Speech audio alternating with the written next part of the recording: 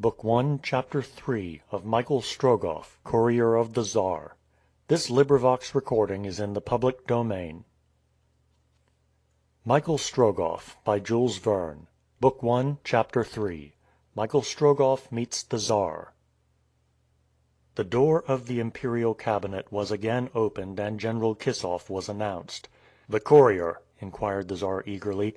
"He is here, sire," replied General Kissoff. "Have you found a fitting man?" "I will answer for him to your majesty." "Has he been in the service of the palace?" "Yes, sire." "You know him?" "Personally, and at various times he has fulfilled difficult missions with success." "Abroad?" "In Siberia itself." "Where does he come from?" "From Omsk. He is a Siberian." "Has he coolness, intelligence, courage?" "Yes, sire. He has all the qualities necessary to succeed, even where others might possibly fail."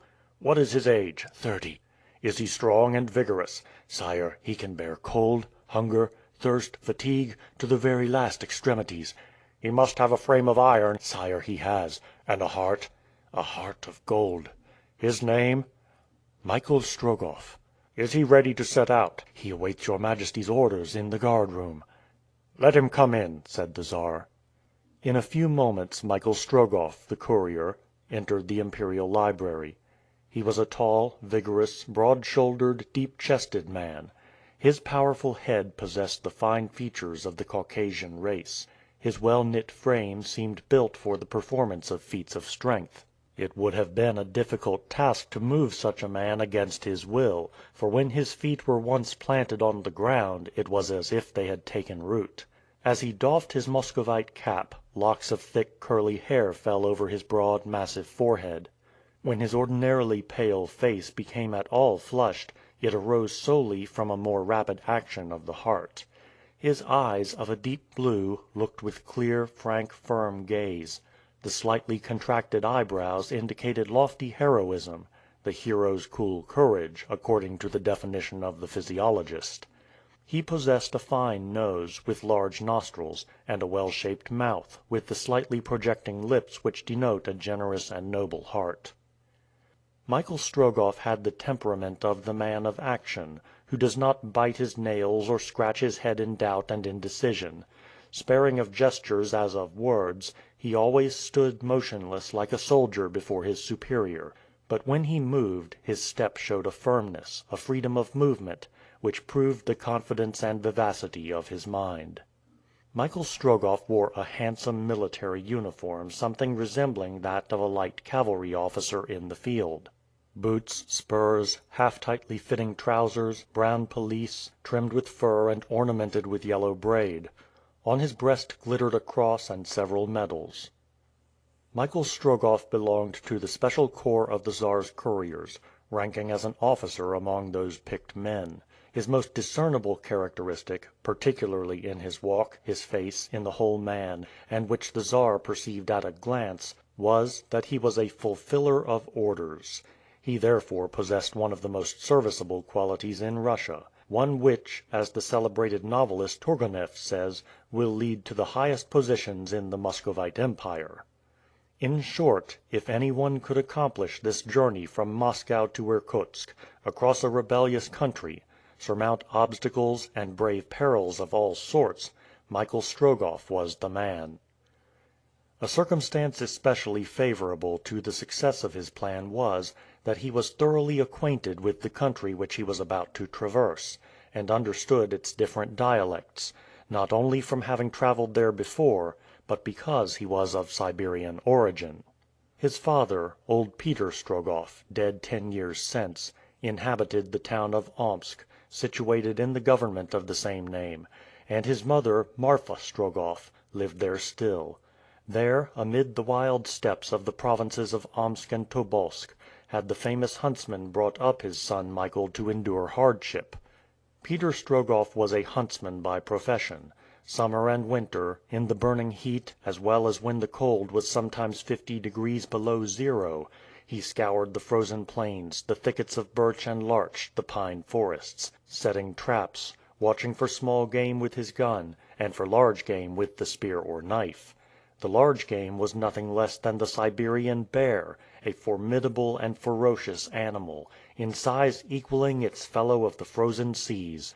Peter Strogoff had killed more than 39 bears, that is to say, the 40th had fallen under his blows, and according to Russian legends, most huntsmen who have been lucky enough up to the 39th bear have succumbed to the 40th.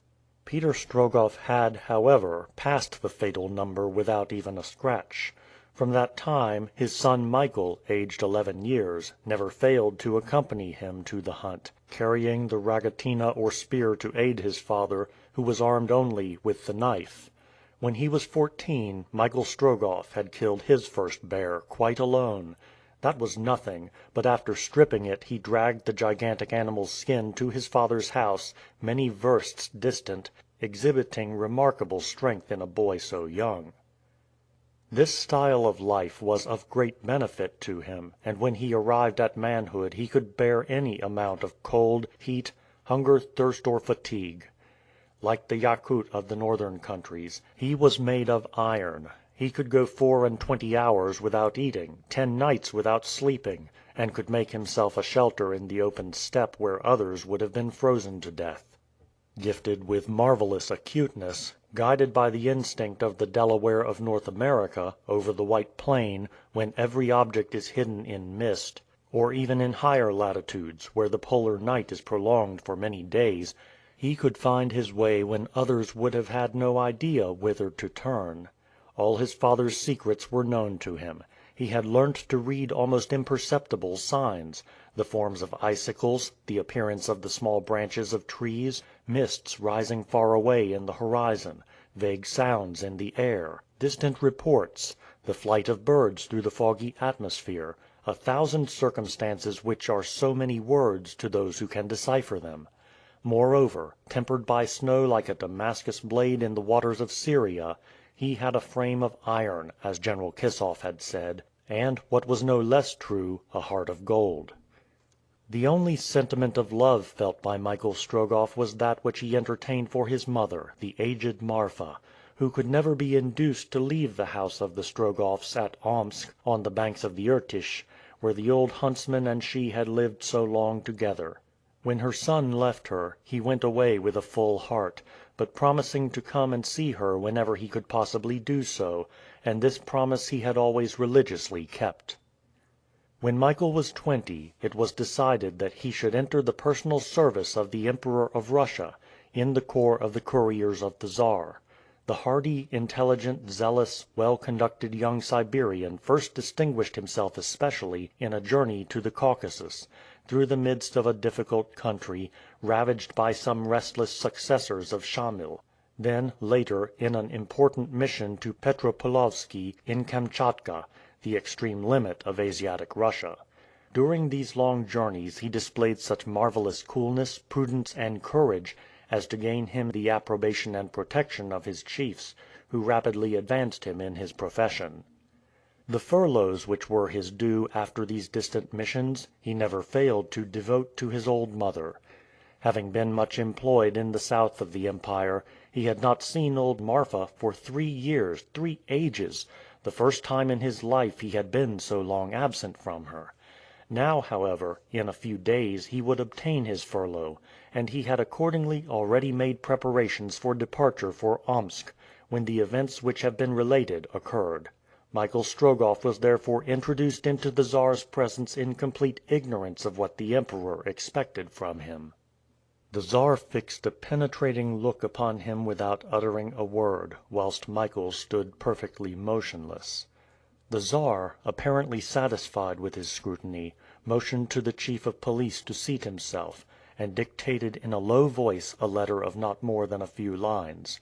The letter penned, the Czar re-read it attentively, then signed it, preceding his name with the words Bitpo Simu, which signifying "so be it," constitutes the decisive formula of the Russian emperors.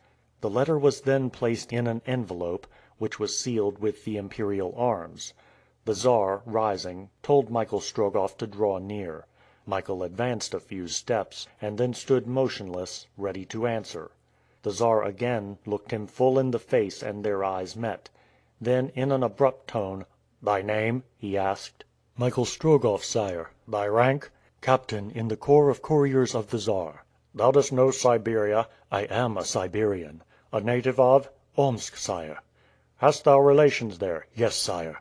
"What relations?" "My old mother." The Czar suspended his questions for a moment. Then pointing to the letter which he held in his hand, "Here is a letter which I charge thee, Michael Strogoff, to deliver into the hands of the Grand Duke, and no other but him."